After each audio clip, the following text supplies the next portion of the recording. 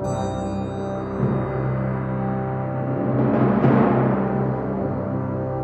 spectre hante le monde, le spectre de l'anarchisme.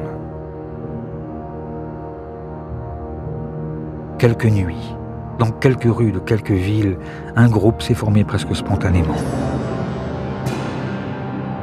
Vêtu de noir, casqué, masqué, le cortège avance comme au hasard, sans rencontrer de réelle résistance. Des drapeaux, des slogans, des regards.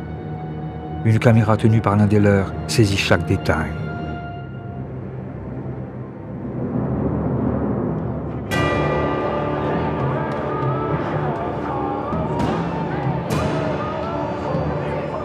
Soudain, les barres de fer jaillissent. Mais ce jeune homme qui casse une vitrine, cette femme qu'on entend crier, et lui qui va bientôt graffer « Fuck the system » sur un mur, tous ceux-là qui font une émeute comme on allait jadis au Saturnal, devinent-ils qu'ils incarnent aujourd'hui l'autre grande menace pour les polices occidentales?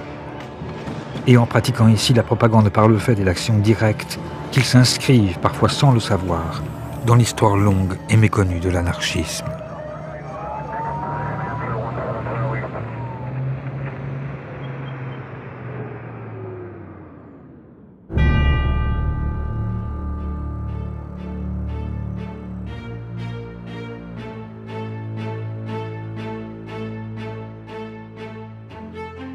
Qui sont-ils? D'où viennent-ils et que pensent-ils, ceux qui hier comme aujourd'hui se disaient anarchistes? Pourquoi, alors qu'ils furent fichés, leurs visages nous demeurent-ils étrangers? Pourquoi leurs pensées semblent-elles confuses et leur histoire si inquiétante? Né du capitalisme, frère ennemi du communisme d'État, l'anarchisme n'a pourtant eu de cesse de souffler son vent de révolte sur le monde. Et si certains libertaires purent se changer en criminels, jouant des revolvers ou faisant parler de la dynamite, on oublie qu'ils furent nombreux à proposer des alternatives et entamer des révolutions sur les 5 continents. Mais les pouvoirs ligués les ont partout et toujours réprimés. On les a menés enchaînés à la guillotine ou on les sangla au dossier de la chaise électrique. Et le moindre de leurs châtiments ne fut sûrement pas la réduction de leurs gestes à une chronique de faits divers, ni l'effacement de leur victoire dans la mémoire sociale. Or, même avec ces pratiques passées désormais dans nos habitudes de vie, quand leurs idées finirent par se populariser, se diffuser et tisser de nouveaux réseaux qui séduisent les jeunes générations de Paris à New York et de Tokyo à Buenos Aires, les anarchistes ont continué de susciter le fantasme et de provoquer le malentendu. D'où vient donc l'odeur de soufre qui précède chacun de ces sombres cortèges? Et quelle folle espérance se soulève avec chaque drapeau noir brandi? Comment l'anarchisme, qui rêve pour notre vieux monde d'un autre futur et combat depuis plus de 150 ans tous les maîtres et les dieux, nous pose-t-il des questions toujours aussi actuelles? Et pourquoi son histoire, qui oscille comme un pendule de gauche à droite, de l'insurrection à l'attentat, est-elle plus que jamais la nôtre?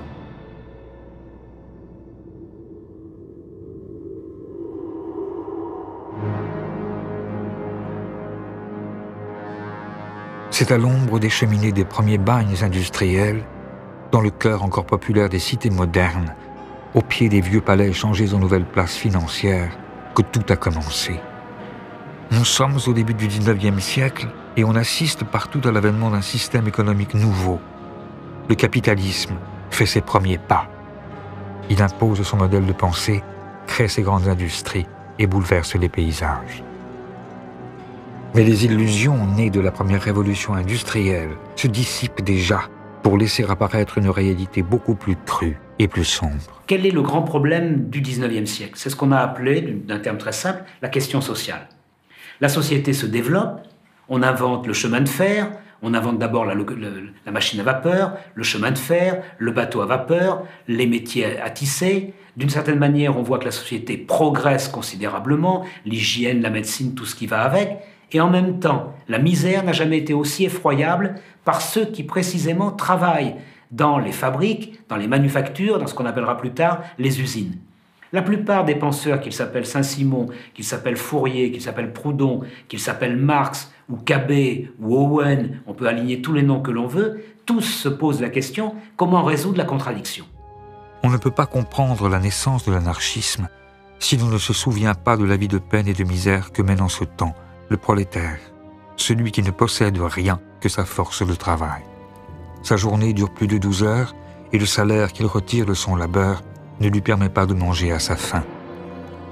Il n'a ni jour de repos, ni assurance, ni retraite. Ses enfants travaillent dès qu'ils peuvent se tenir sur leurs jambes et 1 sur 2 meurt avant l'âge de 6 ans.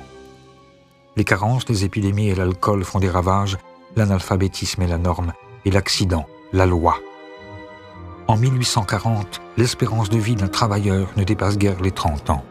Les ouvriers n'ont jamais été aussi pauvres, les ouvriers n'ont jamais autant travaillé, les ouvriers n'ont jamais aussi peu profité de l'extraordinaire banquet auquel participent les propriétaires des moyens de production.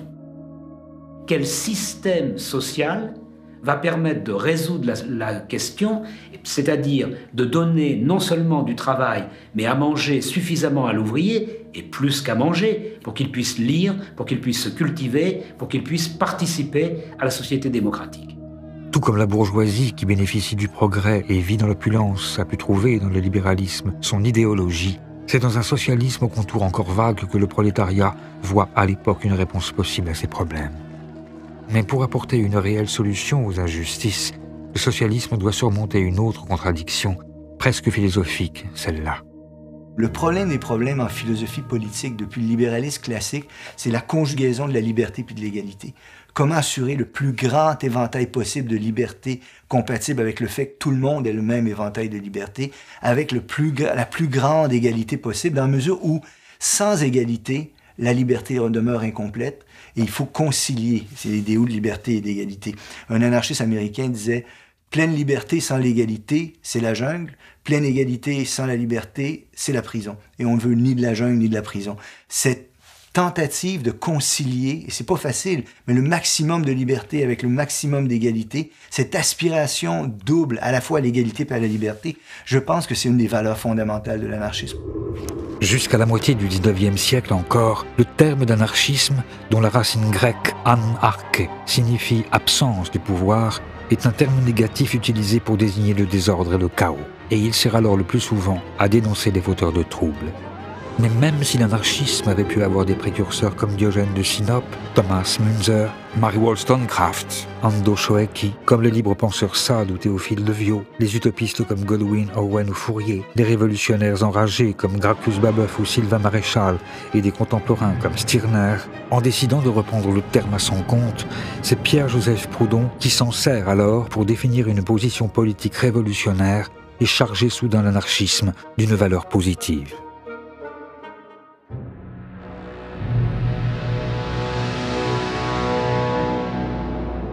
Proudhon, il est né à Besançon, au début du XIXe siècle. Et contrairement à la majorité des autres théoriciens socialistes, ou même anarchistes, il est issu d'un milieu d'origine populaire. Et la grande force, et aussi la grande originalité de Proudhon, c'est justement de savoir de ce qu'il parle lorsqu'il dénonce les inégalités sociales ou les injustices sociales. Pierre-Joseph Proudhon, c'est aussi un ouvrier, c'est un typographe qui sait lire et écrire, qui est capable non seulement de composer des textes, non seulement de les rédiger avec une plume, mais de les composer et de faire en sorte que cette pensée se matérialise en devenant un livre. Et c'est cette fascination qu'il va trouver dans son métier de typographe qui va l'amener à rédiger un certain nombre de textes qui vont effectivement circuler dans la France de l'époque. En 1840, Proudhon rédige le mémoire qui le rendra célèbre. Qu'est-ce que la propriété ? Si la réponse qu'il apporte à cette question, la propriété c'est le vol, fait aussitôt scandale, c'est la profession de foi qu'il prononce quelques lignes plus bas, qui constitue le véritable acte de naissance de la pensée anarchiste. Une formule paradoxale qui dit déjà presque tout. Eh bien, vous êtes démocrate ? Non. Quoi, vous seriez monarchique ? Dieu m'en garde. Vous êtes donc aristocrate ? Point du tout. Vous voulez un gouvernement mixte ? Encore moins. Qu'êtes-vous donc ? Je suis anarchiste. Quoique très ami de l'ordre, je suis dans toute la force du terme anarchiste. Au même moment où il va se dire anarchiste, il prononce que la propriété, c'est le vol. Qu'est-ce que ça signifie? Ça signifie qu'il pointe la propriété comme étant le fondement d'un certain ordre social. Et se dire anarchiste, c'est dire je m'en prends au fondement de l'ordre social repéré comme étant la propriété. Proudhon va même encore plus loin, puisque pour lui, il y a une espèce de lien étroit entre la domination politique exercée par l'État, la domination économique exercée par le capital et la domination religieuse exercée par l'idée de Dieu. Et donc Proudhon est véritablement le père de l'anarchie, puisque c'est le seul qui relie ensemble ces trois formes de domination, et il pense qu'il faut les détruire en même temps si on veut effectivement changer de structure sociale. Si pour changer de structure sociale, Proudhon prône la destruction des pouvoirs, il n'est pas partisan de la violence révolutionnaire. Il imagine plutôt tout un système mutualiste dont sa banque du peuple pourrait être le premier jalon. Sa pensée n'en est pas moins attaquée de toutes parts. Il est critiqué, caricaturé, interdit. Pourtant, ses œuvres voyagent et son anarchisme séduit rapidement les socialistes du monde entier. Comme ce jeune docteur en philosophie, Karl Marx, qui écrit alors qu'il le considère comme le nouveau héros du mouvement ouvrier européen. Ou plus loin, aux marges de l'Europe, dans la lointaine Russie, où le comte Lev Nikolaïevitch Tolstoï emprunte à Proudhon le titre de l'un de ses essais pour nommer son nouveau livre « La guerre et la paix ». Mais c'est avec Mikhaïl Bakounine, un ancien cadet passé par toutes les prisons d'Europe et plusieurs fois condamné à mort, que l'anarchisme va devenir une pensée, à proprement parler, révolutionnaire. Si c'est Proudhon qui utilise pour la première fois le terme anarchiste, Bakounine est peut-être une figure plus importante dans la formulation définitive des idées, dans la mesure où il ajoute aux idées de Proudhon le principe de la révolution.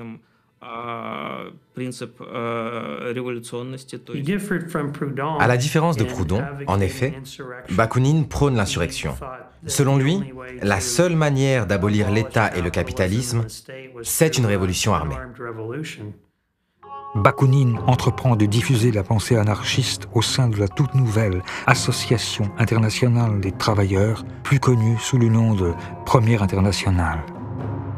Cette association, créée en 1864 à Londres, qui affirme que l'émancipation des travailleurs doit être l'œuvre des travailleurs eux-mêmes et qui rassemble à ses débuts plus de 2000 ouvriers, brosseurs, terrassiers, doreurs, charpentiers, menuisiers venus du monde entier, apparaît en effet aux yeux du révolutionnaire russe comme la plateforme idéale pour parachever le projet anarchiste et le faire connaître au monde. À chaque congrès, on discute des moyens de production. Est-ce qu'il faut les collectiviser? Est-ce que chacun a droit d'avoir ses propres moyens de production? Est-ce que ça doit être commun? Est-ce qu'il faut des coopératives? Est-ce qu'il faut des collectivités? Qu'est-ce qu'on fait de l'héritage? Qu'est-ce qu'on fait de l'argent? Quel est le rôle des femmes? Etc. Enfin, tout un ensemble de problèmes qui a jusque-là jamais été abordé. Mais depuis la mort de Proudhon, entre Bakounine, qui apparaît comme l'héritier du père de l'anarchisme, et Marx, qui, lui, avait rompu depuis longtemps avec l'auteur de la philosophie de la misère, les débats dégénèrent. Et leur querelle, autant personnelle que politique, divise bientôt le mouvement socialiste. Trois grands courants émergent. Un courant réformiste, assez minoritaire, qui ne croit pas aux vertus de la révolution. Un courant marxiste, que les anarchistes qualifient d'autoritaire, qui pense que l'ordre nouveau s'imposera grâce à la dictature du prolétariat, et enfin le courant anti-autoritaire ou anarchiste de Bakounine, qui prône l'insurrection et la destruction définitive de tout l'appareil étatique. Pour les anarchistes comme pour les marxistes, le communisme est une société sans État, mais les marxistes estiment qu'ils peuvent utiliser l'appareil étatique d'oppression pour construire une société nouvelle, alors que les anarchistes pensent que l'État doit être supprimé dès la révolution sociale, après quoi viendra le communisme. Marx pensait qu'il fallait un parti centralisé, avec une structure hiérarchisée qui serait capable de mobiliser les gens pour prendre le pouvoir, et puis ensuite utiliser ce pouvoir pour créer le socialisme. Bakounine en raison des idéaux anarchistes auxquels il adhère, en raison de sa méfiance du pouvoir et de l'autorité, est convaincu que c'est une erreur colossale que de penser comme ça. Il a à peu près cette expression prenez le plus grand révolutionnaire, mettez-le sur le trône de toutes les Russies, et vous en ferez un tyran dans quelques années. Je prédis, c'est à peu près sa formulation, qu'en Russie, si la révolution qui se produit prend la forme que Marx souhaite, on verra arriver une terrifiante bureaucratie rouge. De manière inattendue, c'est dans les profondes vallées du Jura helvétique que ces conceptions reçoivent leur écho le plus favorable. Et l'invitation que la Fédération des ouvriers horlogers du Val de Saint-Imier lance à Bakounine est le début d'une histoire particulière que la Suisse continue d'entretenir avec l'anarchisme. Les récits d'époque témoignent d'une séduction réciproque, vraiment. Ils sont... Bakounine parle toute la nuit, les gens l'écoutent, après on pousse les chaises et les tables et puis on danse dans le café où a eu lieu la conférence, on partage le thé, on fume des pipes et on n'arrête pas de discuter. Et il reste plusieurs jours.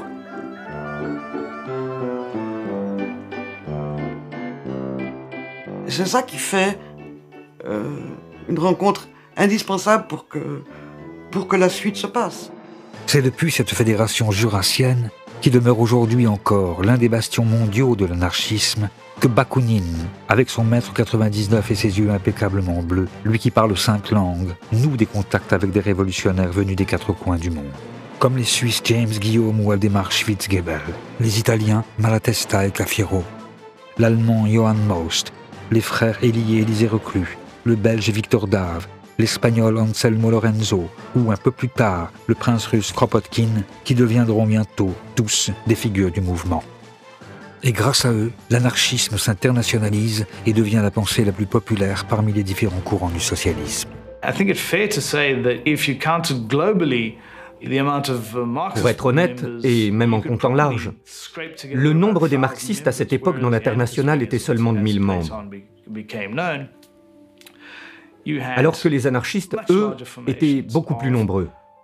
Il y en avait 60 000 en Espagne, 15 000 au Mexique, et leur fédération était bien plus puissante. Devenus effectivement majoritaires en nombre d'adhérents au sein de l'Internationale, les émules de Bakounine et de Proudhon sont particulièrement nombreux en France aussi. Quand éclate la Commune de Paris en 1871, les anarchistes sont donc aux premières loges. Et avec les autres révolutionnaires, ils se lancent à corps perdu dans l'insurrection. C'est un grand espoir, c'est un grand rêve. Tout à coup, une ville entière qui devient autonome, qui se défait des maîtres, qui se défait du vieux monde, qui réinvente tout. Pendant 73 jours, Paris s'insurge, fusille quelques généraux, brûle les cadastres, renverse les vieilles idoles et rend le pouvoir au peuple. Sur les ruines de l'ordre ancien, oubliez les divisions au sein de l'Internationale, les révolutionnaires essaient tous ensemble de bâtir un monde meilleur. On donne à chacun selon ses besoins, on nourrit les indigents, on alphabétise les illettrés, on soigne les infirmes. On sépare l'Église et l'État. Les arts redeviennent accessibles à tous, les femmes s'éduquent, votent et disposent de leur corps, et la ville fonctionne presque sans gouvernement. La Commune à la lettre n'est pas un événement anarchiste. Mais c'est la première tentative de destruction intégrale de l'État, de destruction immédiate de l'État. Il y a l'idée, d'un seul coup, d'un soulèvement et d'une prise en main à l'échelle d'une capitale de la vie économique, politique par la population elle-même. Même si la Commune n'est pas anarchiste, ceux qui se disent anarchistes ou ceux qui vont le devenir, comme Louise Michel, sont en première ligne. Et quand le mouvement s'étend aux grandes villes françaises, Bakounine en personne vient participer à l'insurrection lyonnaise. Il abolit l'État, l'espace de quelques jours, et croit lui aussi que le grand soir est enfin arrivé. Mais déjà, le pouvoir contre-attaque. Les communards élèvent des barricades et se préparent au combat. Au cours d'une longue semaine, dans le Paris d'Haussmann, une guerre civile a lieu où les travailleurs, hommes, femmes et enfants, affrontent une troupe armée et entraînée. Et la terreur contre-révolutionnaire est à la hauteur de l'effroi que la Commune a jeté dans les rangs de la bourgeoisie. La troupe fusille au hasard. La fine fleur du prolétariat est coupée. Paris se change en un immense charnier. Un massacre dont on n'a pas idée aujourd'hui. On a longtemps discuté sur le nombre de morts. 25 000, 30 000, c'est probablement plus près de 20 000. Mais tuer avec les fusils de l'époque mettons 20 000 personnes en une semaine, c'est quasiment impossible. Ça veut dire que si on a arrêté de tuer le 28 mai 1871, c'est parce que la terre de Paris, parce que les caniveaux, parce que les égouts n'arrivaient plus à absorber le sang. La brutalité de l'écrasement de la Commune de Paris a choqué beaucoup d'ouvriers en Europe et dans le reste du monde. Et les anarchistes se sont dit, si l'État peut agir de la sorte, alors nous aussi nous avons le droit d'agir de la même façon. Ils se sont dit qu'il ne pouvait pas y avoir de changement pacifique. Parce que si on agit de manière pacifique, on est massacré, comme ont été massacrés les communards. Si vous êtes pacifiste, on vous exécute. Une part de la relève anarchiste est assassinée au cours de la Semaine sanglante. Une autre est condamnée à la déportation dans les bagnes calédoniens. Les rares qui échappent à la mort et au châtiment de l'État connaissent l'exil et la misère. Les marxistes profitent de leur diminution pour achever de les exclure de l'international. Mais l'anarchisme survit. Traqué, grimé, Bakounine parvient à s'enfuir. Il rassemble ses dernières forces en Suisse, à Saint-Imier, dans sa forteresse jurassienne, pour y sceller un pacte qui marquera officiellement la naissance de son mouvement. À ce moment-là, ils sont une quinzaine, 12 jeunes gens qui ont entre 20 et 30 ans, qui viennent d'Espagne, d'Italie, de Suisse, et il y en a 3 qui sont un peu plus vieux qu'eux. Il y a Bakounine, un Espagnol et Gustave le Français, un communard. Et il crée une nouvelle organisation. Les historiens ne la mettent pas dans la liste des internationales. Enfin, c'est une nouvelle organisation. Hein. La dénomination qui lui est donnée et qui sera reprise à l'époque a le mérite d'une grande clarté. C'est l'international anti-autoritaire. Qui adopte toute une série de dispositions dans lesquelles on affirme clairement que le premier des devoirs de l'Association internationale des travailleurs, c'était la destruction de tout pouvoir politique. C'est-à-dire qu'à ce moment-là, clairement, il y a pour la première fois une création d'une organisation qui se fixe explicitement des objectifs anarchistes. À Saint-Imier, en signant un pacte d'amitié, de solidarité et de défense mutuelle, les anarchistes prennent leur indépendance. Ils se dotent d'une charte, d'une organisation et d'un programme. Horizontalité dans l'organisation et anti-autoritarisme, radicalité révolutionnaire et internationalisme, athéisme, liberté de parole et de pensée, égalité de tous et refus du jeu des partis, tous les aspects de la pensée libertaire sont rassemblés ici pour la première fois. Les anarchistes y inventent même une nouvelle arme dont l'emploi généralisé aurait la capacité de détruire tout pouvoir politique et de précipiter la révolution. L'instrument, le moyen de la révolution, c'est la grève générale. C'est un terme nouveau qui naît là, avec Saint-Imier. Alors ça n'est pas encore le syndicalisme, ça n'est pas encore moins en termes de comme concept, hein, l'anarcho-syndicalisme, mais tout y est là, tout est en place. Le but, c'est pas d'exister ou de se perpétuer, c'est d'aller à une révolution.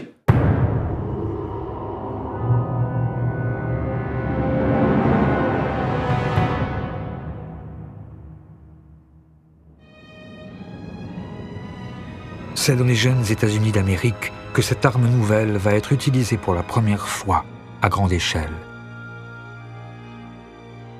Déposé par les grandes vagues de migration, l'anarchisme, ici aussi, a pris racine.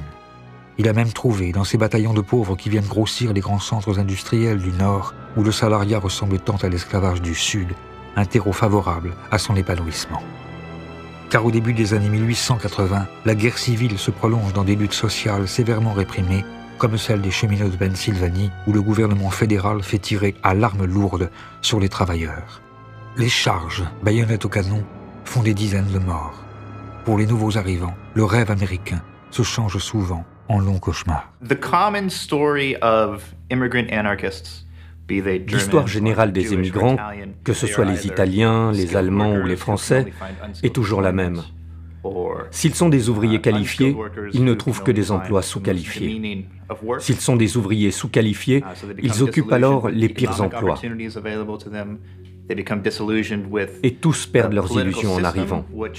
Ils ne croient plus au système politique qui se prétend alors démocratique et républicain. Ils se rendent compte de toute la corruption.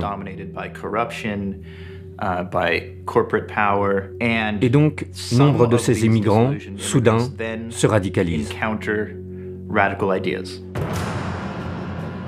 Cette rencontre avec des idées radicales a notamment lieu à Chicago, où nombre de ces immigrés finissent par arriver. L'acier, le béton et la viande réclament des bras.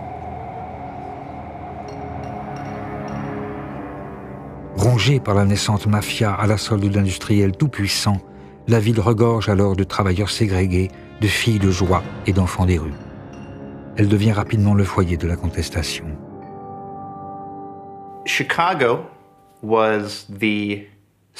Chicago était le foyer de l'anarchisme aux États-Unis dans les années 1880. Les relations de travail dans cette ville étaient très dures.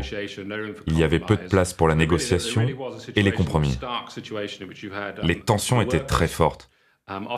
Elles opposaient les ouvriers qui vivaient dans une effroyable misère et l'élite économique locale qui refusait tout type de concessions.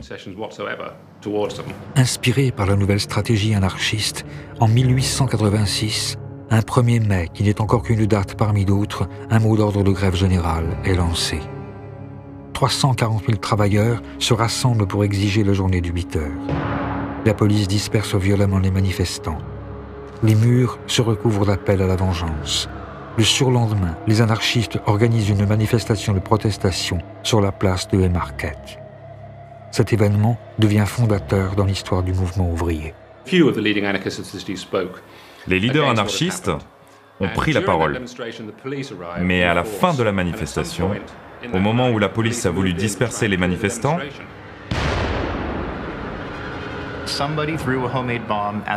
quelqu'un a jeté une bombe. Elle a explosé au milieu des policiers et tué des agents. Il y a un mouvement de foule. La police se met à tirer. Les manifestants répliquent. Les Américains ont l'habitude encore aujourd'hui d'être armés. Mais les autorités, sans aucune preuve, ont considéré que c'étaient les anarchistes qui étaient responsables de ce désordre et de la bombe.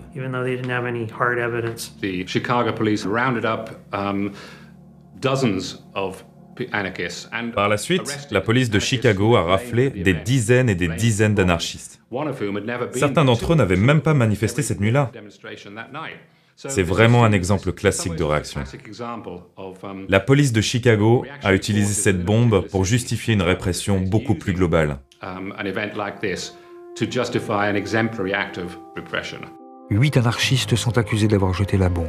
Dans sa plaidoirie, le procureur reconnaît à demi-mot leur innocence. Nous savons que ces 8 hommes ne sont pas plus coupables que les milliers de personnes qui les suivaient, mais ils ont été choisis parce qu'ils sont des meneurs.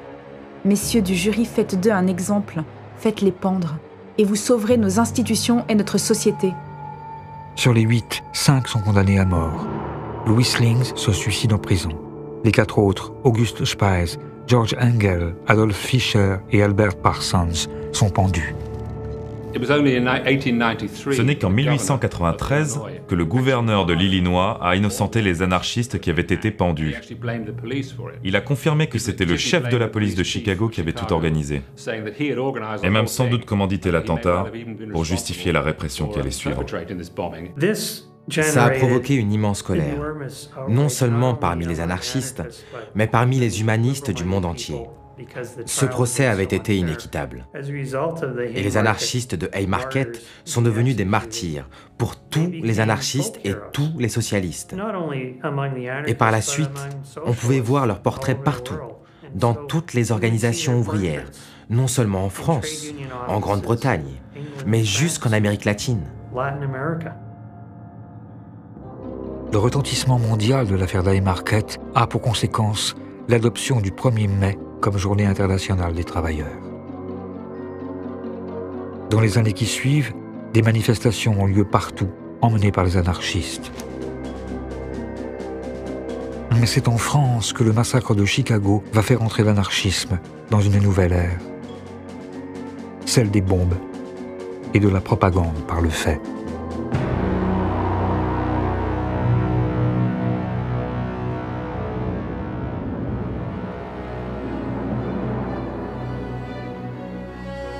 C'est la belle époque. Depuis la Commune, Paris s'est reconstruite et n'a jamais aussi bien porté son surnom de ville lumière et de cité des arrêts de l'amour. Elle est la première place financière, occupe le centre d'un empire colonial en pleine expansion et demeure encore pour quelques années la capitale du monde. La bourgeoisie triomphe et la jeune démocratie enorgueillie peut, en commémoration des 100 ans d'une révolution française déjà vidée de son sens, inviter l'Occident à visiter sa grande exposition universelle. Entre deux palais de la guerre et des industries et une Bastille flambant neuve reconstruite pour l'occasion, les curieux peuvent assister à une remise en scène spectaculaire du massacre des nations indiennes ou se promener nonchalamment dans les allées larges et grillagées des tout nouveaux os humains. Ici, le marxisme est encore très minoritaire et l'anarchisme reste le seul mouvement de masse révolutionnaire. Louise Michel, qui est revenue des bagnes calédoniens où elle a été convaincue par les thèses libertaires, multiplie les conférences, organise des manifestations et lui donne même son nouvel emblème. On considère en gros que Louise Michel est l'inventeur du drapeau noir. Lors d'une manifestation des sans-travail à Paris en 1883, Louise Michel va utiliser un chiffon noir, un signe d'emblème. Et elle justifiera son geste lors de son procès. Le drapeau noir, c'est à la fois un drapeau de deuil et un drapeau qui marque la spécificité des anarchistes. En fait, en réalité, les choses sont un petit peu plus compliquées, puisqu'au même moment, on trouve à Lyon un journal qui s'intitule explicitement Le Drapeau Noir. Je crois que c'est le premier qui s'appelle Le Drapeau Noir. J'ai filmé Le Drapeau Noir. C'est une photocopie. Mais quand même. Mais il y a une chose quand même extrêmement importante qu'il faut savoir, c'est que ce n'est pas parce que Louise Michel arbore son chiffon noir, ce n'est pas parce que le journal de Lyon va s'appeler Le Drapeau Noir que le drapeau noir est immédiatement annexé par les anarchistes. Et donc, dans un premier temps, l'utilisation du drapeau noir reste minoritaire. Le drapeau des anarchistes, c'est le drapeau rouge. Ça ne fait pas plaisir à beaucoup de libertaires ou à beaucoup de marxistes, mais ça, c'est la réalité. L'Internationale, en revanche, la chanson qui deviendra l'hymne du Parti communiste, elle, et que vient d'écrire Eugène Pottier, a été dédiée à l'origine à Gustave Lefrançais, un anarchiste signataire du pacte de Saint-Imier. Chantée alors sur l'air de la Marseillaise, elle reste, aujourd'hui encore, un véritable manifeste libertaire, comme le signale notamment le début du deuxième couplet avec le fameux « Ni Dieu, ni César ».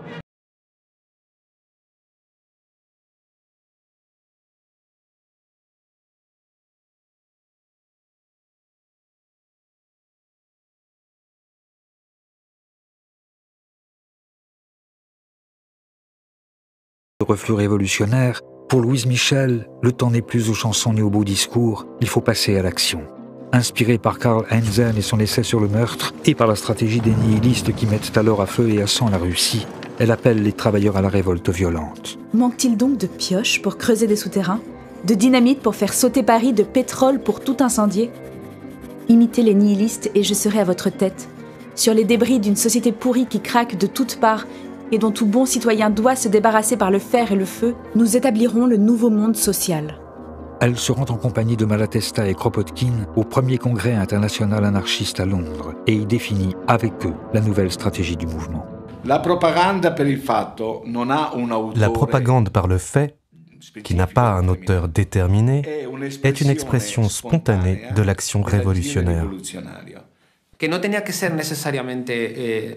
Ce n'est pas nécessairement une explosion ou une bombe, mais juste une action qui dépasse les limites du discours. Au travers d'un geste exemplaire, les anarchistes pensaient qu'on pouvait mieux transmettre le message libertaire.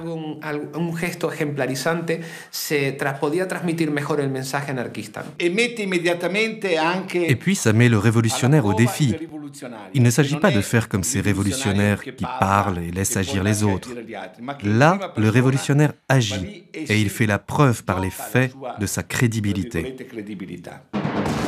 Cette conception selon laquelle une action d'éclat pourrait créer l'étincelle révolutionnaire qui enflammera l'Occident convainc notamment un certain François Königstein, dit Ravachol.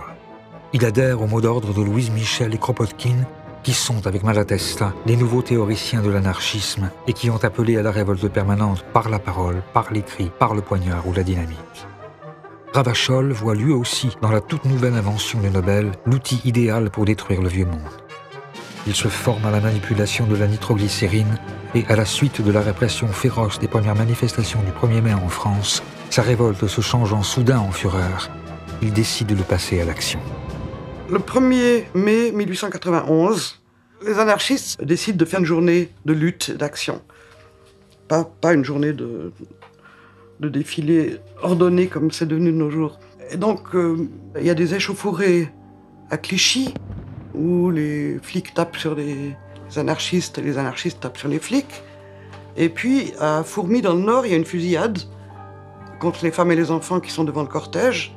Et il y a plusieurs morts. Et c'est à cause de ça que Ravachol pose des bombes. Comme un symbole, Ravachol place ses bombes artisanales boulevard Saint-Germain et rue de Clichy. Devant les portes des appartements du juge et de l'avocat général qui ont condamné à de lourdes peines de prison 3 manifestants anarchistes, il dépose des valises. Les dégâts sont impressionnants. Ces bombes n'ont tué personne. Elles n'étaient que la réponse à la condamnation des manifestants anarchistes de Clichy. Mais la police française, les médias en France, mais aussi au Royaume-Uni et dans le reste du monde, ont alors fait de Ravachol, qui n'aurait pas dû être un personnage important de l'histoire de l'anarchisme, la face sombre du mouvement, son versant destructeur. Le mythe de l'anarchiste poseur de bombes vient de naître. Ravachol fait peur, on le traque. La préfecture se dote d'armes nouvelles, la police se réinvente en scientifique. L'une des premières fiches anthropométriques de l'histoire à réaliser, son portrait s'étale à la une de tous les journaux, et grâce aux nouveaux moyens de communication, son nom résonne dans le monde entier. Le Petit Parisien, le Petit Journal, le Journal et le Matin, les 4 journaux qui tirent entre 700 000 et plus d'1 million d'exemplaires par jour, les unes notamment de leur supplément de Domenico le dimanche, font tout pour faire peur dans les chaumières. Mais de façon effectivement générale, ces attentats n'ont pas provoqué immédiatement une réaction hostile de toute l'opinion publique. Bien au contraire, Ravachol recueille même plutôt la sympathie du peuple, pour lequel il devient une sorte de héros, comme Mandrin aux cartouches, un vengeur auquel on écrit, sur l'air de la Carmagnole, des chansons. Dansons la Ravachol, vive le son, vive le son. Dansons la Ravachol, vive le son de l'explosion. Pour devenir un exemple de pure révolte, l'anarchiste doit payer de sa personne. Ce n'est pas le terroriste qui fait son attentat et s'enfuit. Au contraire, l'anarchiste doit affronter à visage découvert la société et devant le tribunal revendiquer ses actes. Il doit se servir de son procès comme un formidable mégaphone et faire résonner partout le nom de l'anarchisme. Fidèle à la stratégie de la propagande par le fait, quand 3 jours seulement après l'explosion de sa dernière bombe, Ravachol est arrêté, il assume ses responsabilités. À son procès devant le tribunal de la Seine, alors qu'il sait qu'il joue sa tête, il soutient son geste. Il y a actuellement un trop grand nombre de citoyens qui souffrent tandis que d'autres nagent dans l'opulence. Cela ne peut durer. Aujourd'hui, les anarchistes sont assez nombreux pour renverser les choses. Il ne faut pour cela qu'une poussée. Et la révolution s'opérera. Ravachol est condamné aux travaux forcés à perpétuité, mais rattrapé par une vieille affaire de droit commun, il est condamné à mort. Et c'est par un froid matin, à Montbrison, que sa voix qui allait crier « Vive la Révolution » est coupée par le couteau de la guillotine. Son exécution, loin d'effrayer les autres libertaires, apparaît comme une déclaration de guerre. La presse anarchiste réclame vengeance. On assiste alors à un véritable emballement. Chacun s'y met, encouragé par des publications qui, de rubriques d'études scientifiques en exposé d'arsenal anti-bourgeois, acquièrent rapidement le surnom de presse dynamite. Des bombes explosent un peu partout. Le restaurant où Ravachol a été arrêté est dynamité. Auguste Vaillant, le Guy Fawkes français, jette une bombe dans la Chambre des députés.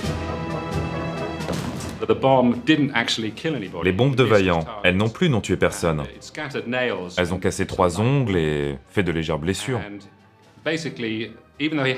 Pourtant, même s'il n'a tué personne, on le condamne à la guillotine et Vaillant est exécuté. Et sur sa tombe, on retrouvera des fleurs et même un petit mot qui disait « Vaillant, tu seras vengé. Dans les jours qui suivent, Léon Léautier attaque au tranchets. Amédée Powell se fait exploser devant l'église de la Madeleine. Émile Henry fait plusieurs morts en posant des bombes, dont une au hasard dans le restaurant de la gare Saint-Lazare. On dynamite Faubourg Saint-Jacques, rue Saint-Martin, rue de Vaugirard, à Lyon, Angers, Le Havre, Amiens, Marseille. La France prend peur et la stratégie de l'attentat commence à faire débat au sein du petit monde libertaire. Devant l'emballement ravacholiste, des auteurs comme Malatesta, Kropotkin et même Reclus pensent que on est confronté à une forme de dangereuse déviation. C'est-à-dire qu'ils ne peuvent pas accepter que l'on puisse commettre n'importe quel geste, n'importe quel attentat au nom de l'anarchie. Si la stratégie de l'attentat fait débat parmi les révolutionnaires, ce sont des avant-gardes artistiques que viennent les derniers soutiens aux propagandistes par le fait.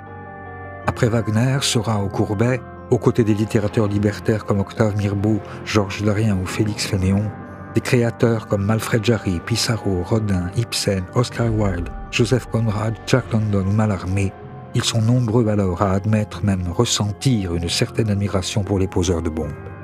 Je vais d'ailleurs citer au fond un seul d'entre eux, mais pas le moindre, Émile Zola. Il est sensible au fait que ces hommes sont d'une sincérité absolue. On est au cœur du roman, un des romans les moins lus de son œuvre, et pourtant pas le moins intéressant, Paris. Aux premiers actes encore innocents des anarchistes, la répression a été si dure, la police a si rudement malmené les quelques pauvres diables tombés dans ses mains, que toute une colère a monté peu à peu. Songe donc aux pères battus jetés en prison, aux mères et aux enfants crevant de faim sur le pavé, aux vengeurs affolés que laisse derrière lui chaque anarchiste mourant sur l'échafaud. La terreur bourgeoise a fait la sauvagerie anarchiste. Indépendamment de ses soutiens et malgré les critiques, lors de l'exposition coloniale de Lyon, cette escalade dans la violence atteint son apogée à la suite de l'assassinat du président de la République Sadi Carnot par un anarchiste de 20 ans, un jeune boulanger venu d'Italie.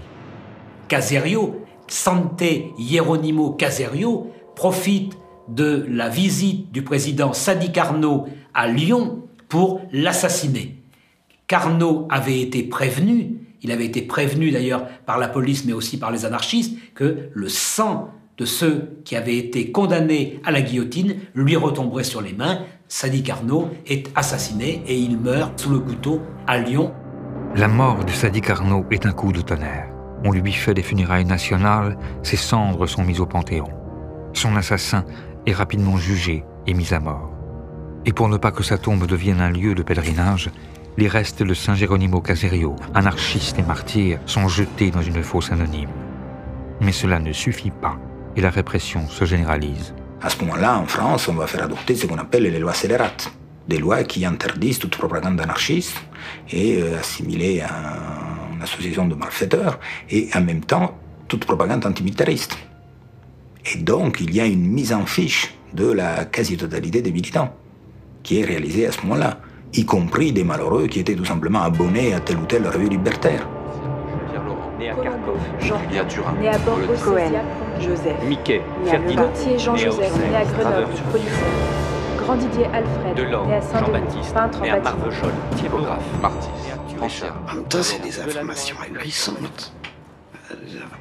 Les anarchistes très dangereux, quand on les connaît, c'est un ouvrier horloger du Val de Saint-Imier qui prononce quelquefois des phrases un peu incendiaires, mais qui de nous n'a jamais dit pendez-les tous ou mort aux flics, mort aux vaches.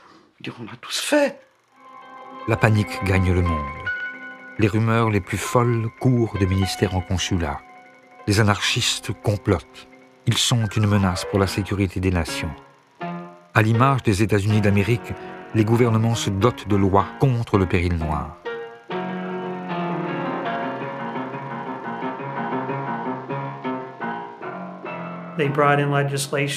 On a alors voté des lois qui interdisent aux anarchistes d'entrer aux États-Unis d'Amérique. Et depuis ce jour, si vous êtes assez fou pour dire que vous êtes anarchiste, vous ne pourrez pas passer la douane. On vous l'interdira. Oui, c'est à ce moment qu'ont commencé ces lois qui criminalisent les gens juste pour leurs idées politiques. L'idée d'une conspiration terroriste, d'une conspiration internationale, est alors apparue. C'est la première fois que le concept de guerre à la terreur était utilisé. Dans le New York Times, en 1894, on a commencé à lire des titres sur la nécessité d'exterminer le terrorisme. C'était déjà ces termes très mélodramatiques qui étaient employés.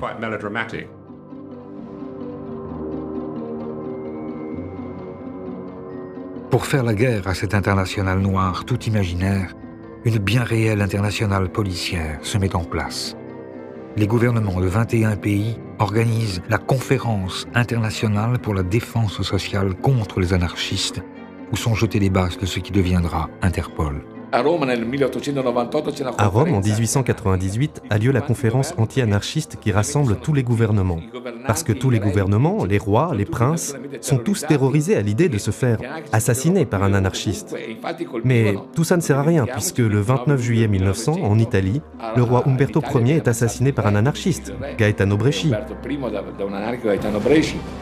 Et avec lui, malgré la répression et les lois d'exception, les têtes couronnées et les chefs d'État tombent comme à gravelotte sous les coups des anarchistes. Le tsar de Russie, les présidents d'Uruguay, d'Équateur, du Salvador, en Espagne, le président du Parti conservateur et au Portugal, le roi et le prince héritier sont tués. À Genève, Luigi Lucchini poignarde l'impératrice Élisabeth d'Autriche, plus connue sous le nom de Sissi. À Madrid, le président du Conseil espagnol est assassiné. Et ainsi de suite, jusqu'à la guerre où Alexandros Kinas tue le roi des Grecs et Gavrilo Princip, l'archiduc d'Autriche et sa femme. Mais face à la propagande par le fait des anarchistes, l'État fait de la propagande. Et quand il se trouve des entrepreneurs malins, l'anarchisme peut aussi servir à faire la promotion de ses petites affaires. Comme c'est ici le cas d'Edison, qui profite de l'exécution de Leon Tolstoï, l'assassin du président des États-Unis, McKinley, pour promouvoir ses deux nouvelles inventions, le cinéma en 35 mm et la chaise électrique. Ces attentats qui, somme toute, bien sûr, ils sont pas marrants, mais ils n'ont pas fait beaucoup de morts. Je pense que la période des attentats en France, elle a fait moins de morts que la révolte des bagnards aux îles du Salut en 1994, où ils sont tous fait assassiner par les gardiens. En réalité, le nombre de ces attentats n'est pas si élevé. Les historiens s'accordent à dire qu'il y a eu moins de 200 morts dans toute la période de la propagande par le fait. Creo que la sobredimensión que han tenido los atentados anarquistas y los magnicidios. L'exagération qu'on a faite de l'importance des attentats est surtout le fait de la presse, qui voulait faire peur. Et aussi parce qu'il est difficile de faire comprendre les différentes nuances de l'anarchisme. C'était plus simple, pour tout le monde, de ramener tous les types de lutte armée à la seule dénomination de terrorisme. Mais à la fin du 19e siècle, pour les anarchistes, un fait est sûr. La stratégie de l'attentat a montré ses limites. Elle n'a nulle part précipité d'insurrection et a plutôt contribué à décrédibiliser la cause libertaire. Pour les théoriciens, il est urgent de revenir à l'essentiel. À la fin du 19e siècle, beaucoup d'anarchistes, et même ceux qui avaient au départ accepté cette stratégie, ont commencé à rejeter la propagande par le fait et à dire que c'était une stratégie qui ne menait nulle part. C'est notamment le cas d'Enrico Malatesta, qui a dit « Le problème, c'est que ça nous a éloignés des luttes. Là où les anarchistes doivent être, c'est au cœur des luttes sociales. » Et donc, à la fin des années 1890, les anarchistes reviennent dans le mouvement social. Et c'est ainsi que naît le syndicalisme révolutionnaire.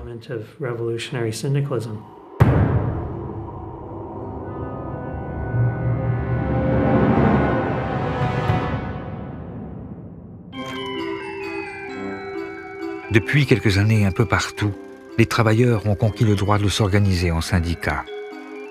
Mais c'est avec la création des bourses du travail, puis de la CGT, qu'anarchisme et syndicalisme vont fusionner pour donner naissance au syndicalisme révolutionnaire, que l'on désignera plus tard sous le terme d'anarcho-syndicalisme.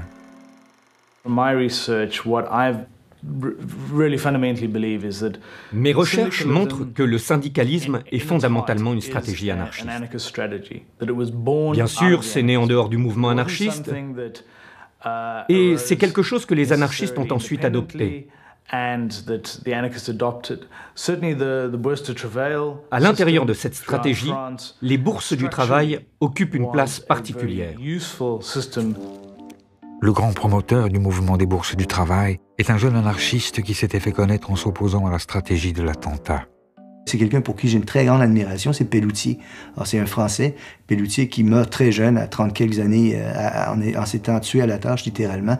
Mais il va fonder cette idée de bourse du travail. Qu'est-ce que ces bourses du travail? Comme le nom l'indique, c'est une bourse, c'est-à-dire un endroit où l'on vient pour négocier son travail, c'est-à-dire pour chercher un travail. Au départ, c'est simplement, effectivement, pour permettre à ceux qui n'avaient pas de travail d'en trouver. Et puis rapidement, les bourses du travail deviennent des écoles professionnelles, des écoles, des bibliothèques.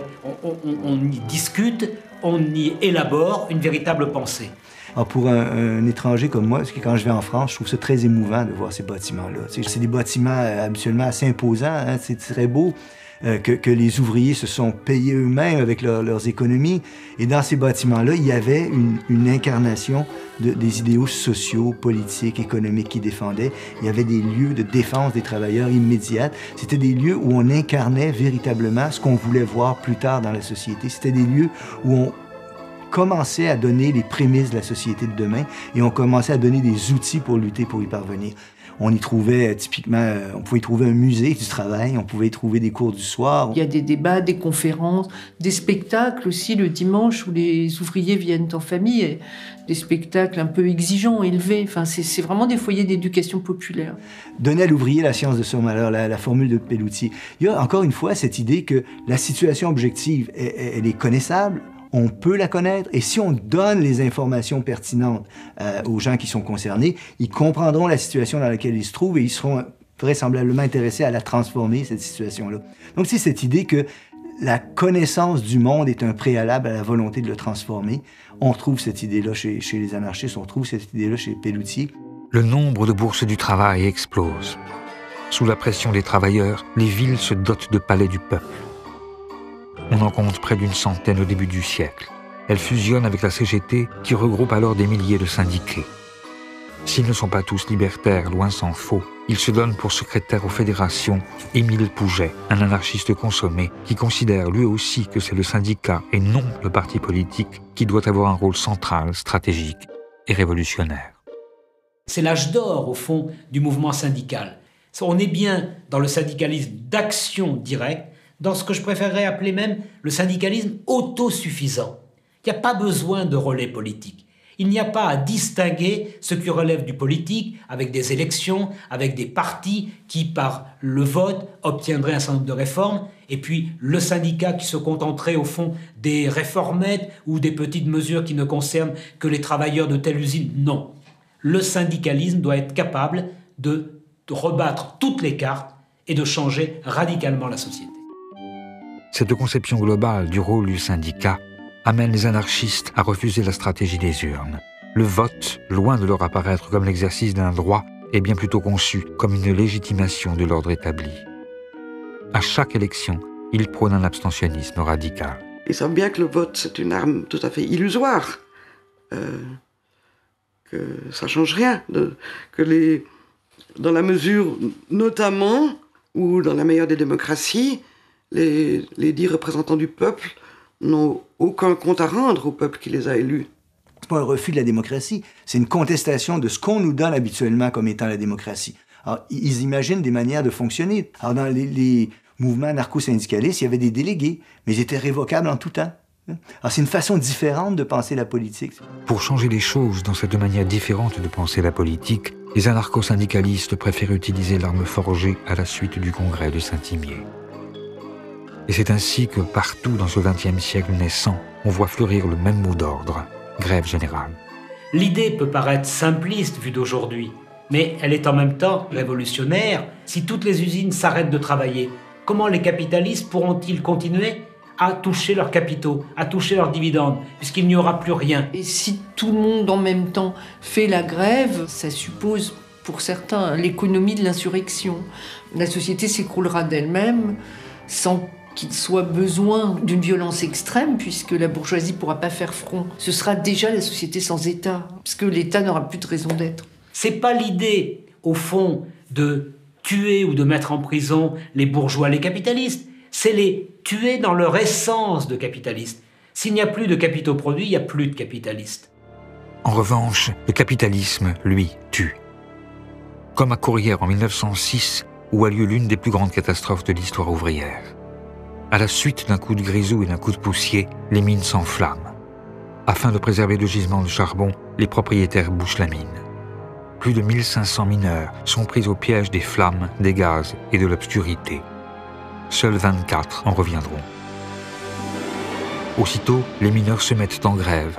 Les femmes en tête réclament justice. Les anarchistes sont en première ligne. Clémenceau, qui vient d'être nommé ministre de l'Intérieur, envoie la troupe. 20 000 soldats chargent les manifestants. En réponse, pour le 1er mai 1906, les syndicalistes libertaires de la CGT exigent la journée de 8 heures et appellent à la grève générale.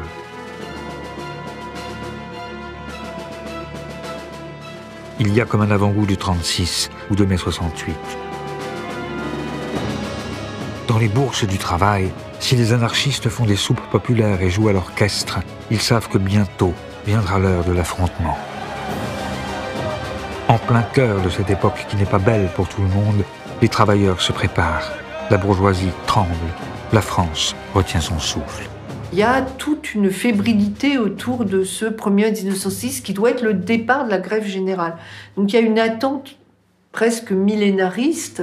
On voit des banderoles dans tant de jours nous serons libres. Et c'est actualisé au fur et à mesure qu'on se rapproche de la date fatidique. Et il y a une véritable panique qui saisit la bourgeoisie à l'approche de ce 1er mai 1906. Et à Paris, il y a 45 000 hommes de troupes pour empêcher toute manifestation de se tenir. Donc il y a la tactique du manège et des dragons qui tournent en rond sur les places. Il va y avoir des affrontements autour de la place de la République. C'est vraiment des charges sabre au clair. Et quand on frappe, c'est bien souvent avec le tranchant. Il y a un nombre de mutilations incroyable. Et puis il y a des morts, pas mal de morts aussi. Malgré les arrestations, les blessés et les morts, les anarchistes remportent ici tout de même une grande victoire. Ils font la preuve qu'ils peuvent mobiliser les travailleurs et obtenir gain de cause. Car si la journée du 8 heures n'a pas été obtenue, le gouvernement a tout de même été obligé de lâcher, sous la pression, un jour de repos. Le syndicalisme révolutionnaire est alors au fait de sa popularité. La charte d'Amiens, adoptée quelques semaines plus tard, symbolise son triomphe et demeure aujourd'hui encore le codex du mouvement syndical en France et dans le monde. Car au début du XXe siècle, l'anarcho-syndicalisme fait des petits un peu partout. La CNT en Espagne, qui regroupera bientôt près de 2 millions de travailleurs. La FORA, qui structurera la vie politique argentine jusque dans les années 50, ou encore les IWW aux États-Unis d'Amérique, qui prennent pour emblème un chat noir et un sabot que les ouvriers français glissaient dans les machines pour les casser, et qui, dans de très nombreuses langues, formera l'étymologie du mot sabotage. Si vous prenez une carte du monde, alors vous verrez que le mouvement anarcho-syndicaliste s'est développé dans toute l'Amérique latine et dans toute l'Europe. Si l'on parle d'une présence certes minoritaire, mais avec une influence énorme, alors vous trouverez l'Europe de l'Est, l'Afrique du Nord et jusqu'en Extrême-Orient. Le syndicalisme révolutionnaire s'est implanté aussitôt dans le monde entier, surtout dans les pays capitalistes industrialisés. Avec ces organisations qui voient le jour tout autour du monde et leurs publications qui tirent dans toutes les langues, le courant syndicaliste révolutionnaire parvient à toucher des franges de la population jusqu'alors négligées par les autres courants politiques. Et grâce à elle, l'anarchisme étend son influence et accroît sa force d'impact. Au fur et à mesure de l'implantation des syndicats anarchistes, ceux-ci se dotaient toujours de sections féminines. Ce ne sont pas des ghettos, car ces sections féminines étaient vraiment aux avant-postes de la Révolution. Et je crois que c'est important de comprendre ça, car les femmes jouaient alors un rôle de pionniers. Et ces sections féminines devenaient aussitôt, en quelque sorte, des avant-gardes révolutionnaires. Esclaves entre tous les prolétaires, ce sont effectivement des femmes qui mènent ces luttes syndicales et ouvrent pour l'anarchisme de nouveaux fronts. Le mouvement libertaire devient ainsi, en ce temps où les femmes n'ont pas le droit de vote, ni celui d'avoir un compte en banque, le seul mouvement révolutionnaire à avoir des figures féminines de premier plan. On se souvient de Louise Michel, la communarde réprouvée devenue héroïne populaire, et d'Emma Goldman, l'émigrée russe surnommée la femme la plus dangereuse d'Amérique. Mais il y a encore Voltairine Leclerc, dont le talent littéraire n'aura d'égal que le foisonnement de la pensée, Leda Raffanelli, la militante convertie à l'islam et figure marquante de l'anticolonialisme au Proche-Orient, ou Virginia Bolton, qui, avec le sous-titre « Ni Dieu, ni Maître, ni Mari », publie le premier journal féministe de l'histoire. Sans oublier Lucy Parsons, dont l'époux accusé à Haymarket avait été l'un des 5 martyrs de Chicago et qui, née esclave, deviendra l'une des premières militantes de la cause noire. Connues et reconnues, ces femmes qui remplissent des salles sur leur seul nom sont admirées par les sympathisants anarchistes et craintes par les pouvoirs établis, qui n'hésitent pas à les enfermer, à les déporter et même à les exécuter, comme ce fut le cas de Kano Sugako, journaliste féministe et martyre japonaise, qui finira pendue au crépuscule du soir après avoir été accusée à tort de haute trahison. Mais en dépit de la participation de ces personnalités, le syndicalisme révolutionnaire n'en finit pas moins par montrer ses limites. Et Malatesta, encore lui, s'en inquiète qu'il le voit devenir un mouvement légalitaire dans lequel les anarchistes semblent avoir oublié ce qu'ils sont et ce pourquoi ils luttent. Ce que Malatesta critique alors, c'est ce syndicalisme apolitique, de ventre mou, qui n'ose pas contester le pouvoir. Un syndicalisme qui jette la confusion et veut juste perdurer, qui n'admet pas que son objectif final doit être la destruction de tout pouvoir politique. Désespérant de l'action collective, mais aussi victime d'une répression disproportionnée, de nombreux révolutionnaires préfèrent alors se détourner des organisations pour créer, après l'insurrectionnalisme et l'anarcho-syndicalisme, le dernier grand courant du mouvement anarchiste, l'individualisme.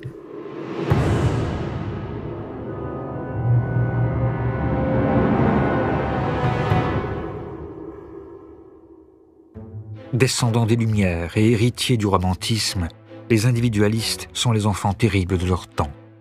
Ils lisent Nietzsche et Stirner, prônent une objection de conscience généralisée et entendent mener immédiatement, en rupture avec les principes autoritaires en cours dans la société, une existence pleine et entière. Joseph Albert, dit Libertad, que l'on surnomme aussi le roi de la butte Montmartre, est l'une des figures de ce courant. Il accompagne l'essor des causeries populaires et a fondé le journal L'Anarchie, avec un A minuscule. Libertad est une très grande figure. Alors, il écrit dans l'Anarchie, donc on a un certain nombre de textes. Ça ne fait pas de lui un théoricien, hein, c'est des textes très émotionnel aussi, mais c'est surtout un très grand orateur. Il était mutilé, il marchait avec des béquilles, et malgré son infirmité, il était un cogneur, un redoutable bagarreur, et tout le monde le craignait. Il est toujours vêtu de sa blouse noire de typographe, il a ses béquilles qui ponctuent ses discours et qui lui servent aussi contre les policiers. Il faisait des moulinets avec ses béquilles qui impressionnaient les policiers. Même s'il est bagarreur et souhaite à ses lecteurs pour chaque année nouvelle que crève le vieux monde, Libertad, tout comme ces libertaires bohèmes qui peignent sur les pentes de Montmartre, n'empêche pas l'action violente pour autant. C'est des gens dont j'ai examiné les trajectoires cas par cas. Et ce qu'ils veulent, c'est pouvoir travailler de leurs mains, mais aussi de leur tête, enfin, être des hommes complets. Ils veulent avoir la vie bonne, ce qu'ils estiment être la vie bonne, et ce qui est très loin de la vie facile, hein, d'ailleurs, aujourd'hui, maintenant, ici et maintenant. Si les individualistes recherchent le bonheur, ils savent que l'émancipation individuelle passe aussi par la défense des libertés de tous et de chacun. C'est la raison pour laquelle ils prennent part à tous les combats de leur temps. Ils sont en première ligne contre les pogroms et parmi les premiers à soutenir l'innocence du capitaine Dreyfus. Ils sont à l'avant-garde de la bataille pour la laïcité et militent pour la séparation de l'Église et de l'État. Ils font fermer les bagnes pour enfants, ils inventent ce que l'on n'appelle pas encore les luttes affinitaires et s'attaquent à toutes les formes de domination. L'impérialisme, le sexisme et le patriarcat, le racisme et tous les types de ségrégation qu'induisait déjà le monde du travail à cette époque. Depuis les formes les plus intimes d'oppression à l'intérieur des familles jusqu'au plus global, les anarchistes se sont mis alors à toutes les combattre. Ce désir global de changement qui conduit les individualistes à rejeter le travail, la famille, la patrie, tous les fondements de la morale bourgeoise, les amène à proposer des alternatives de vie. Et ces pratiques nouvelles qu'ils inventent alors font d'eux aussi de vrais révolutionnaires. Ça va concerner absolument tous les aspects de la vie, la sexualité, l'éducation, les vêtements. Donc, vous prenez la nudité, les femmes vont abandonner le corset, les chapeaux, tous les vêtements contraignants. À la place du mariage, ils vont préconiser l'union libre. Ou alors certains, l'amour libre. Et éventuellement plural, il n'y a pas d'inconvénient à aimer plusieurs personnes à la fois, et pour les femmes et pour les hommes. Enfin ça c'est la doctrine, bien sûr dans les faits, il y a beaucoup de grincements de dents et de souffrances. Bien qu'ils soient individualistes, ces anarchistes ne s'en regroupent pas moins. Et à défaut de changer le monde, ils décident de changer d'univers. Ils créent dans les villes des Athénées libertaires ou des colonies agricoles à la campagne. Un peu partout, malgré les manques, les rigueurs et le harcèlement policier, ils partent mettre en cohérence leurs idées et leurs actes, préfigurant le retour à la nature des années 70. Ils trouvaient une espèce de grange à l'abandon au fin fond de la Picardie, et puis décidaient qu'ils allaient faire un milieu libre là-bas et vivre dans l'autonomie. Ils faisaient ça sans un sou. Quand nous, on a fait des communautés dans les années 70, où les jeunes qui refont ça, le retour à la nature, ils ont tous les surplus de la société actuelle qui permettent de vivre avec 4 sous. Les ouvriers du début du XXe siècle, ils n'avaient pas 4 sous de côté. Et quand ils étaient au chômage, ils n'avaient rien. Quand ils étaient malades, ils touchaient rien. Donc ils partaient avec rien.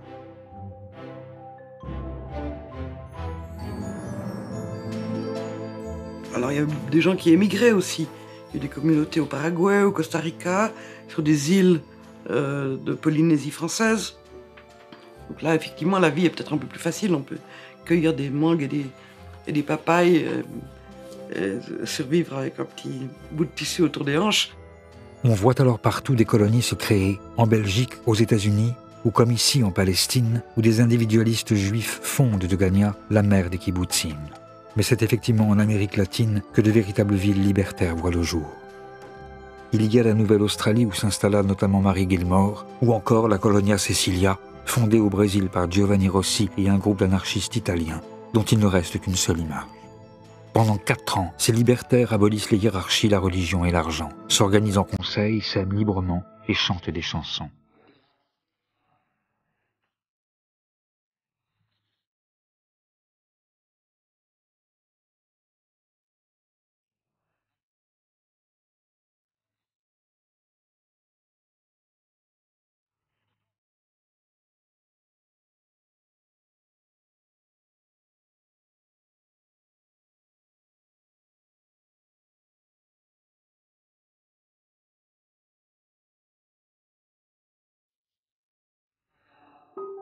Mais l'anarchie ne triomphe pas, et ces colonies, véritables contre-sociétés qui devaient être le germe du monde nouveau, ferment les unes après les autres.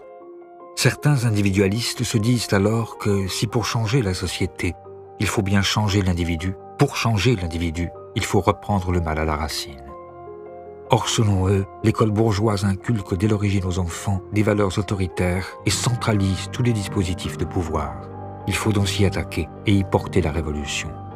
Ils se font alors éducationnistes réalisateurs et conçoivent des pédagogies nouvelles où l'antique paideia se mêle aux principes libertaires. La tâche de l'anarchiste, c'est d'être un éducateur. C'est-à-dire, il faut en quelque sorte faire l'homme nouveau avant de faire la société nouvelle. Il y a une très grande exigence d'élévation intellectuelle, sensorielle, physique même. Il ne néglige aucun des aspects de la vie. Des expériences de nouvelles formes d'éducation fleurissent aussitôt à travers le monde.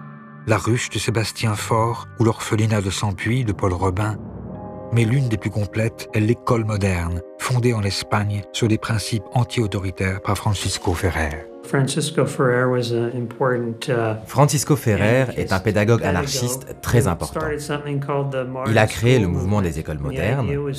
L'idée était de faire une éducation séculaire, laïque, non seulement à destination des enfants, mais aussi des adultes, basée sur des relations égalitaires entre les élèves et les professeurs.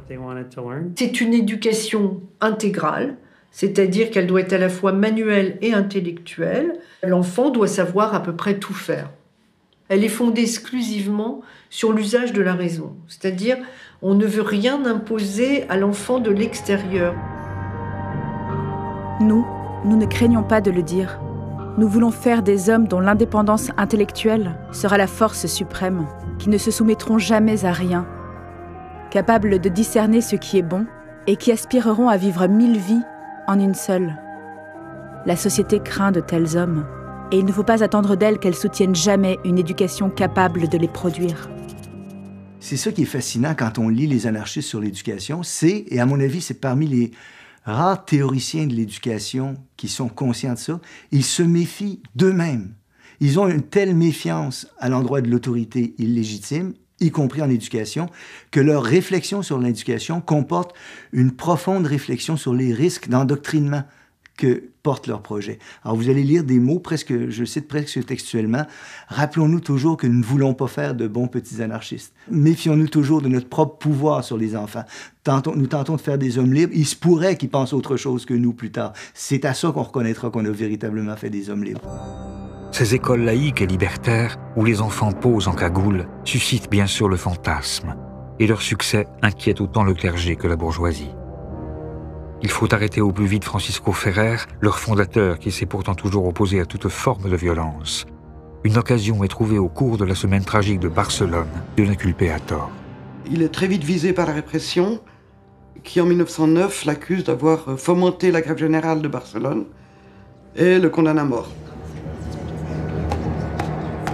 Il va y avoir une solidarité internationale qui va se développer sur tous les continents, aux États-Unis, en Australie, en Europe, dans toutes les grandes villes d'Europe. Il y aura des manifestations pour empêcher l'exécution, il y aura des pétitions, il y a même des gouvernements qui vont intervenir pour demander au gouvernement espagnol de l'épargner, mais Ferrer est exécuté. Et alors, quelques heures après son exécution, des foules se rassemblent partout dans les grandes villes, mais notamment à Paris. L'émeute parisienne sera la plus spectaculaire de toutes, le 13 octobre 1909 exactement. Il va y avoir une émeute d'une intensité extraordinaire. Les terrassiers, qui sont vraiment la fleur du prolétariat de cette époque, arrivent pioche à l'épaule, dépavent les avenues, mettent à nu les conduites de gaz, les percent, les enflamment. Paris est transformé en brasier. L'assassinat de Ferrer par la justice espagnole, qui provoque les échauffourées les plus violentes depuis la Commune, a ses équivalents dans le monde entier. Il y aura celui de Kotoku au Japon quelques mois plus tard, ou ceux de Sacco et Vanzetti aux États-Unis d'Amérique, qui déclencheront tous d'immenses mouvements de solidarité internationale. Car si les États n'hésitent pas à tuer des humanistes, c'est qu'au début du XXe siècle, le monde semble sur le point de basculer.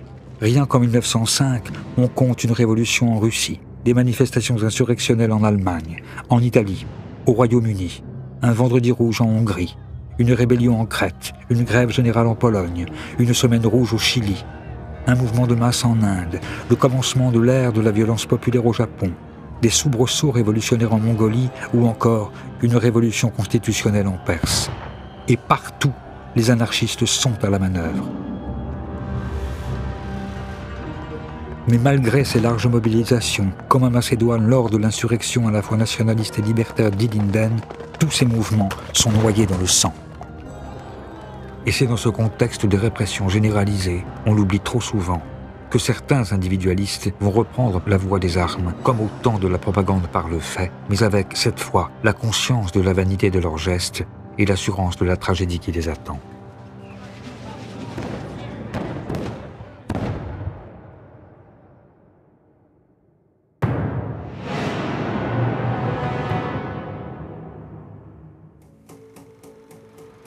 Au début des années 1910, Tout semblait pourtant aller pour le mieux dans le meilleur des mondes libertaires possibles. Un congrès international venait d'avoir lieu à Amsterdam où s'était rassemblée la crème de l'anarchisme mondial. Les anarchistes y étaient parvenus à se mettre plus ou moins d'accord sur 2 points fondamentaux. La nécessité d'organiser le mouvement en fédération nationale et, en cas de guerre, répondre à la mobilisation par la grève générale.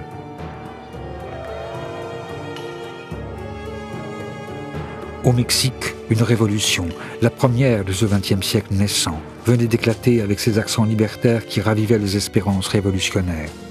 Kropotkin s'enflammait et apportait un soutien sans réserve à l'insurrection paysanne. Emma Goldman se lançait dans une vaste collecte de fonds et les libertaires, en France, pouvaient s'exclamer « Quel exemple! Quel splendide prélude pour l'émancipation générale !» Comble de l'ironie, en France, par exemple, Armand Fallières, le nouveau président de la République, accompagné d'une myriade de personnalités politiques, s'était rendu en personne à Besançon pour inaugurer, en grande pompe avec Marseillaise et défilé des gardes suisses, une statue monumentale à la gloire du père de l'anarchisme, Joseph Proudhon. Oui, tout semblait aller pour le mieux en ce début des années 10, dans le meilleur des mondes libertaires possibles. Mais peut-être par impatience ou juste pour prendre au mot l'auteur de « Qu'est-ce que la propriété ?», de nombreux libertaires ne décidaient pas moins d'attaquer la société bourgeoise dans ce qu'elle a de plus cher. Partisans du vol, qu'ils préfèrent nommer expropriation, reprise individuelle ou banditisme révolutionnaire, afin de précipiter en Europe une révolution qu'ils ne voyaient plus venir, ces anarchistes s'en prennent partout à la propriété. Et avec eux, le braquage se changeait soudain en stratégie révolutionnaire. Le problème est très simple. Si je suis un révolutionnaire opposé au capitalisme, pour quel mystérieux motif est-ce que je n'attaquerai pas une banque? Pourquoi ne pas exproprier la banque pour financer la révolution? Après, on peut discuter des méthodes. Je ne parle pas de tuer la petite vieille qui attend au guichet. Je parle d'un assaut radical du capitalisme sous la forme d'une attaque de banque. Aux yeux d'un révolutionnaire, ça n'a rien de scandaleux. Entre parenthèses, même Staline le faisait. Tous les révolutionnaires s'y mettent en effet, mais ce sont les anarchistes qui systématisent ces tactiques et associent momentanément leur nom au plus grand braquage de l'époque. Il y aura Buenaventura Durruti, le plus grand terroriste d'Espagne, avant de devenir le leader de la révolution anarchiste en Catalogne, qui met à sac, avec les Solidarios, une partie de l'Europe et de l'Amérique latine. Il y aura Severino Di Giovanni, l'ennemi public numéro 1 argentin, qui réalisera le vol le plus important jusqu'alors de l'histoire de son pays. Il y a en Ukraine Nestor Makhno, qui, au sein de l'Union des laboureurs pauvres, exproprie et redistribue les biens confisqués.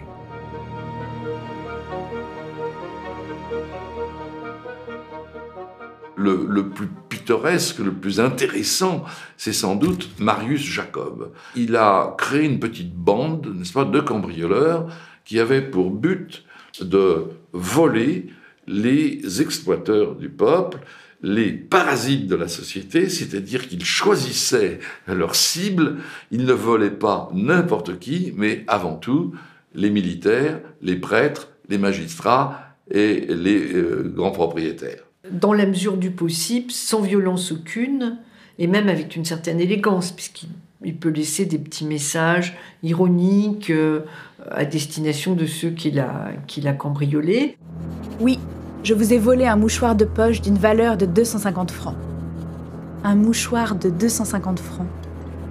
N'est-ce pas une insulte à la misère ? Marius Jacob, l'anarchiste cambrioleur, qui, bien qu'ayant commis plus de 500 cambriolages, gardait pour lui juste de quoi vivre, servira de modèle à Maurice Leblanc pour concevoir son personnage d'Arsène Lupin.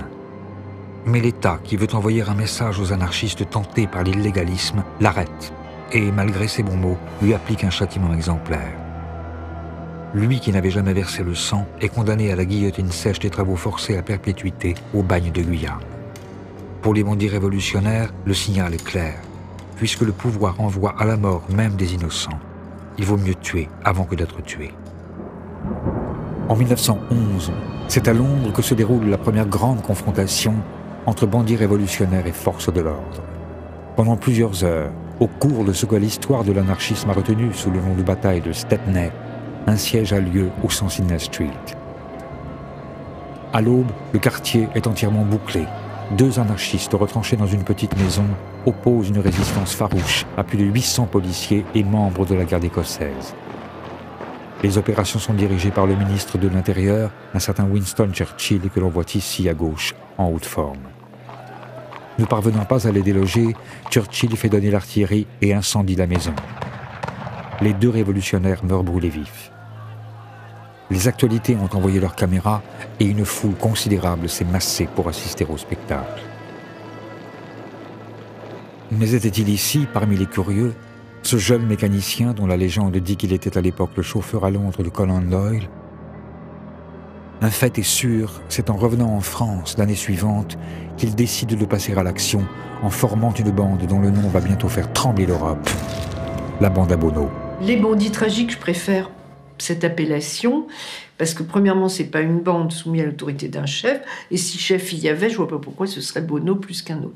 Ils sont des militants anarchistes, des militants individualistes, convaincus, avec un passé de lutte derrière eux, comme le jeune Octave Garnier, par exemple, qui a été emprisonné à la suite d'une grève de terrassiers, durement frappé par la police, et qui a trouvé dans l'individualisme ce qu'il cherchait, finalement. Austères, doctrinaires, dont la vie est exemplaire, ces hommes ignorent le tabac, l'alcool, le jeu et le bordel. Ils fréquentent le journal L'Anarchie, dirigé par Victor Serge. Mais c'est grâce à leur connaissance de la mécanique qu'ils vont d'abord entrer dans l'histoire en étant les premiers à utiliser la voiture pour commettre leur braquage. Leurs prises sont bien maigres et ne permettent pas de financer la révolution. Mais leurs attaques se caractérisent par une violence indiscriminée. Sur leur passage, le nombre de morts explose. Leurs têtes sont mises à prix. La presse offre une prime de 100 000 francs à qui permettra leur capture. Les toutes nouvelles brigades du Tigre se mettent à leur trousse. Mais loin d'avoir peur, les bandits défient la société. Et Octave Garnier va même jusqu'à écrire aux responsables de la 3e brigade, dite brigade des anarchistes. Je sais que cela aura une fin. Dans la lutte qui s'est engagée entre le formidable arsenal dont dispose la société et moi, je sais que je serai vaincu. Je serai le plus faible. Mais j'espère vous faire payer cher votre victoire. Ils savaient qu'ils étaient condamnés à mort, ils se savaient condamnés. C'est un acte parfaitement désespéré. Ils l'acceptaient. Absolument. Absolument. Dans tout ce qu'on lit, on ne remarque aucun symptôme de peur, on ne remarque aucun début de fuite, enfin rien du tout. Rien. Ils ont dit, nous attaquons la société. Elle est assez horrible.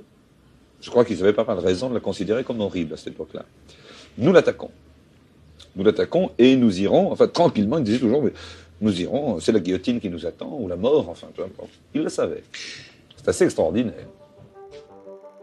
Mais malgré l'admiration relative et ultérieure qu'aura pour eux Jacques Brel, qui interprétera dans un film paru en 1968 l'un des membres de la bande à Bono, la geste des bandits tragiques s'achève le 28 avril 1912 dans la proche banlieue de Paris.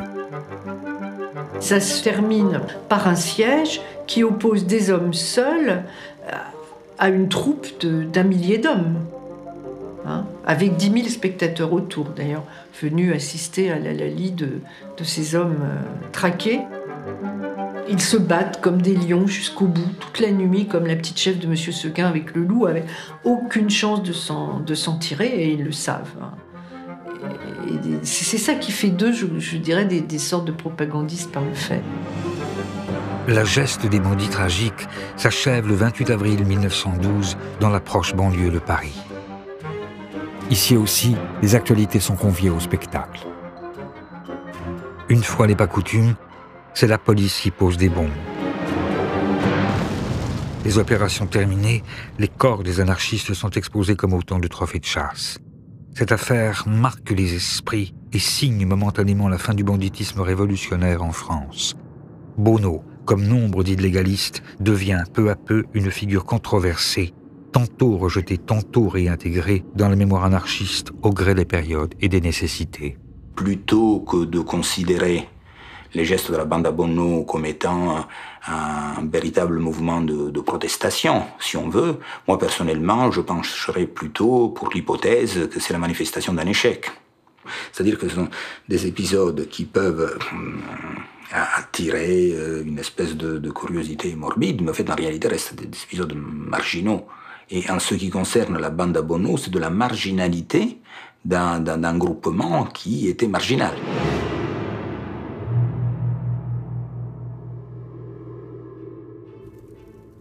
Le battage médiatique fait autour de la bande à Bono permet surtout à l'époque de disqualifier le mouvement anarchiste dans ses efforts pour empêcher la guerre.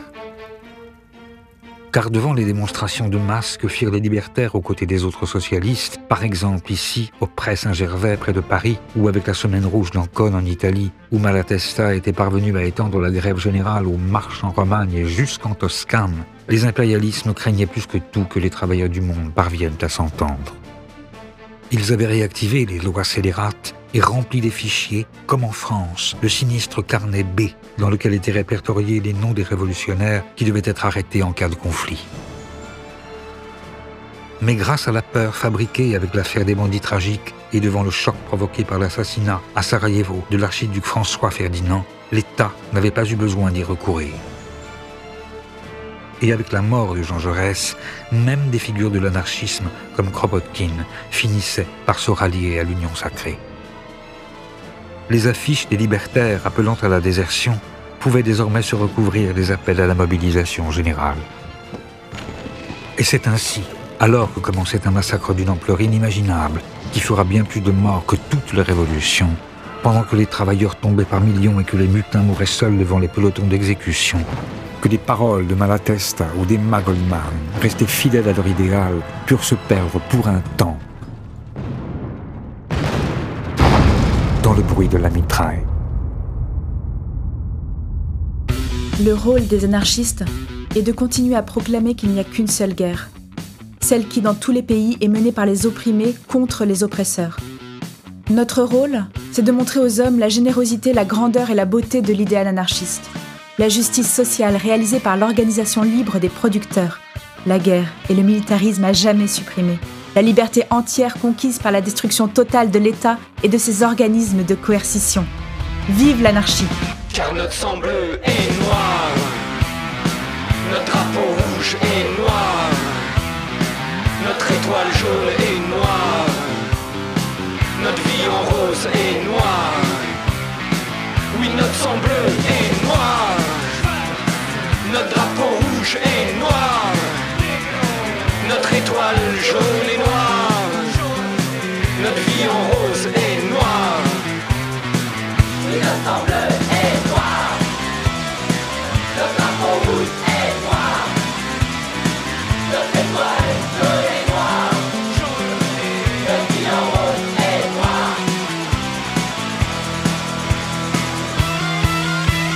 Black, black, black, black, et on fait bloc.